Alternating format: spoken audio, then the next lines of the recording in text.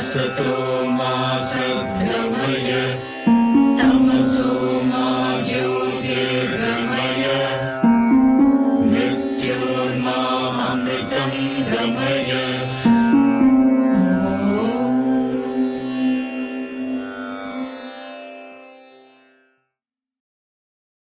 Mantra 2. He was afraid. Therefore, people still are afraid to be alone. He thought, if there is nothing else but me, what am I afraid of? From that alone his fear was gone, for what was there to fear? It is from a second entity that fear comes. Śaṅkarācārya's commentary. He, Viraj, who has been presented as the first embodied being of a human form, was afraid, just like us, says the text. Because this being with a human form possessing a body and organs was afraid owing to a false notion about his extinction, therefore, being similarly situated, people to this day are afraid to be alone. And the means of removing this false notion that caused the fear was, as in our case, the right knowledge of the self. He, Viraj, thought, if there is nothing else but me, no other entity but myself to be my rival, what am I afraid of? For there is nothing to kill me. From that right knowledge of the self alone, his, Viraj's, fear was clean gone. That fear of Viraj, being due to sheer ignorance, was inconsistent with the knowledge of the Supreme Self. This is what the text says. For what was there to fear? That is, why was he afraid, since there could be no fear when the truth was known? Because it is from a second entity that fear comes, and that second entity is merely projected by ignorance. A second entity that is not perceived at all cannot certainly cause fear, for the Shruti says, then what delusion and what grief can there be for one who sees unity? Upanishad 7. That his fear was removed by the knowledge of unity was quite proper. Why? Because fear comes of a second entity, and that notion of a second entity was removed by the knowledge of unity. It was non-existent. Here some object. What was Viraj's knowledge of unity due to? And who instructed him? If it came without any instruction, the same might also be true of us. If, however, it was due to the impressions of his past life, then the knowledge of unity would be useless. As Viraj's knowledge of unity acquired in his past life, although it was present, did not remove the cause of his bondage, ignorance. For being born with that ignorance, he was afraid. So the knowledge of unity would be useless in the case of everybody. Should it be urged that the knowledge prevailing at the last moment only removes ignorance, our answer is that it cannot be laid down as a rule, since ignorance may appear again just as it did before. Therefore, we conclude that the knowledge of unity serves no useful purpose. Reply: not so, for, as in the world, his knowledge sprang from his perfected birth. That is to say, as we see that when a person has been born with a select body and organs as a result of his past merits, he excels in knowledge, intelligence, and memory, similarly Viraj, having burnt all his evils which produce qualities the very opposite of righteousness, knowledge, dispassion, and lordship, had a perfected birth in which he was possessed of a pure body and organs. Hence, he might well have the knowledge of unity even without any instruction. As the Smriti says, the Lord of the universe is born with these 4 virtues: infallible knowledge, dispassion, lordship, and righteousness. Vasishta Smriti 113. Namaste. So in this world, all the embodied beings suffer from fear. And the root of that fear is the fear of death. Because we are, to some degree or other, identified with the material body. Therefore, the ultimate and natural and inevitable death of the physical body causes fear. This is a symptom of the mind which is identified with this body.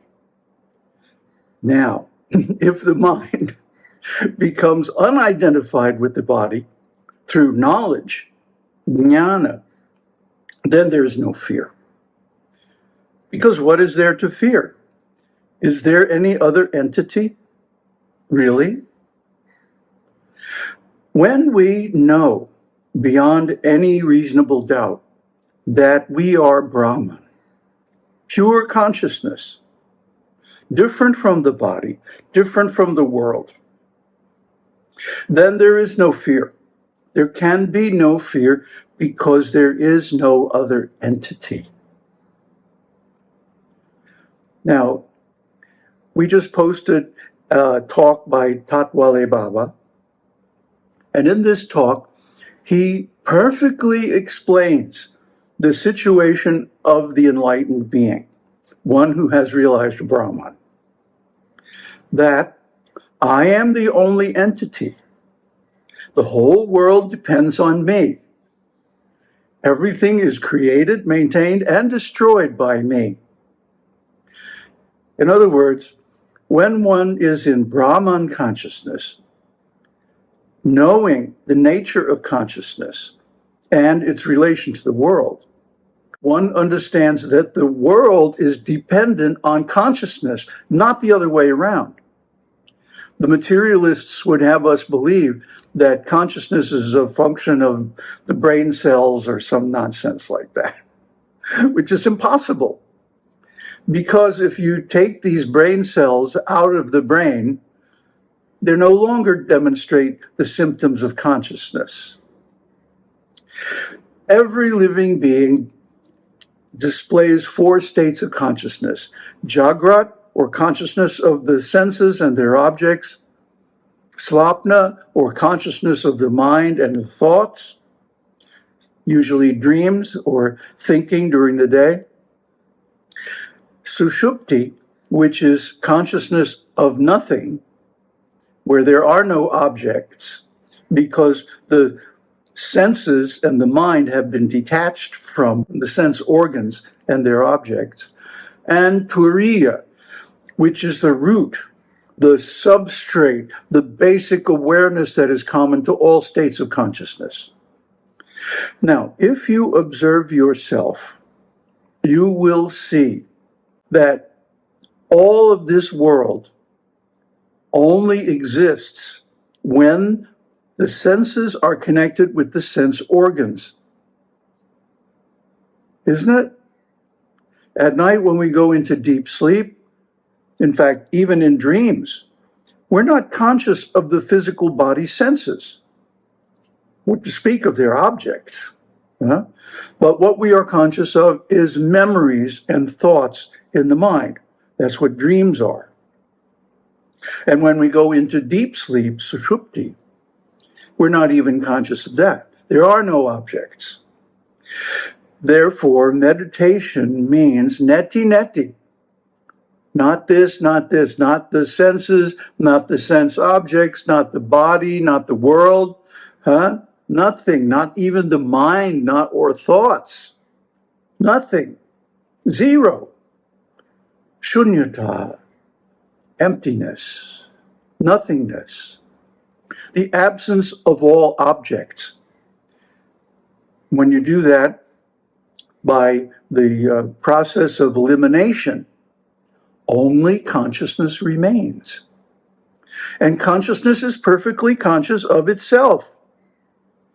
If you walk down the street and ask anybody, hey, are you conscious? What are they going to say? Of course, duh. And it is a kind of a stupid question, because we can observe that we are conscious of being conscious. That's Turiya. And all the other states of consciousness are simply superimpositions on that substrate of Turiya. as we showed in the diagram of Asat and Sat, covered in several episodes earlier. So this means there really is no fear, because there really is no death. There's no death of the self.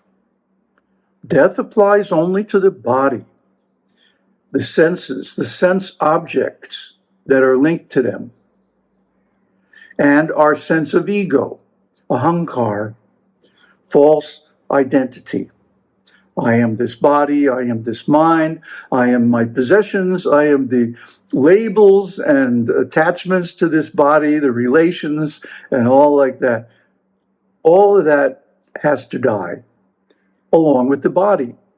And everybody knows the body's temporary. It's inevitable that it's going to die. But if we don't identify with the body, but with consciousness alone, then there's no fear of death. Death is just another thing that happens to the body, like all the other crazy things that happen to it every day. If you really honestly observe yourself, you will see that probably 90% of the things that you think are going to happen don't happen. Or if they do, they happen in a much different way and have different consequences and so on. The same with our actions. We do X thinking it'll get us Y, but instead we get Z. What happened? Well, it's simple. We were wrong. And we were wrong because we're ignorant. And we're ignorant because we identify with the body and the mind. Knowledge, jnana, means not to identify with these things.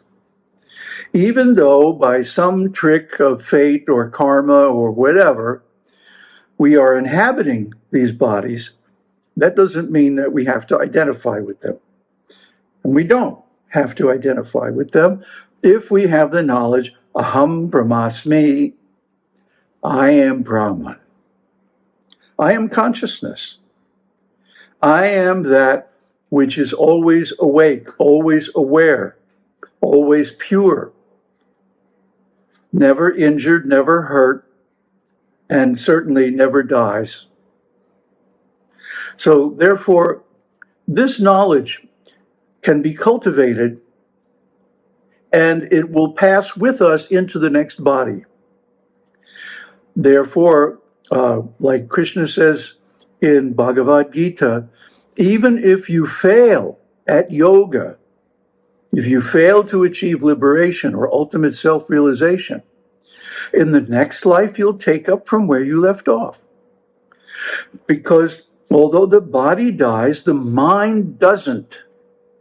So the mind that you cultivate in this body is the same mind you're going to have in the next body. Only the senses and their objects are going to be different. Therefore, one must begin sadhana.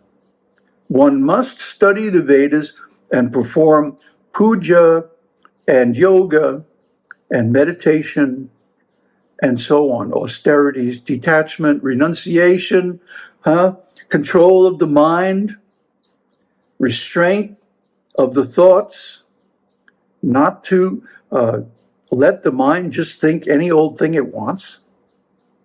This is called shama.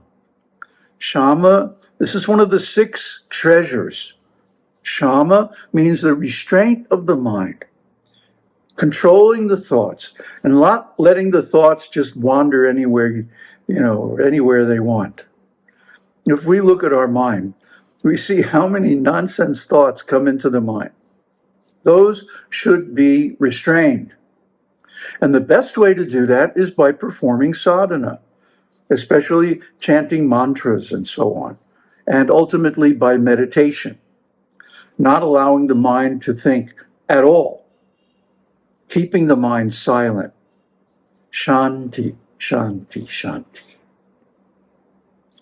So there's so much more that we could say here about this passage, that Virat's knowledge was due to his past life and the knowledge that he cultivated by yoga in that life.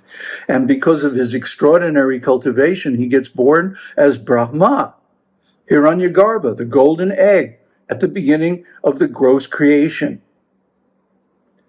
So we're going to finish this commentary in the next episode, and we're going to have a lot more to say about this. So we'll continue next time. Aum Tat Sat. Aum Shakti Aum. Aum Namah Shivaya.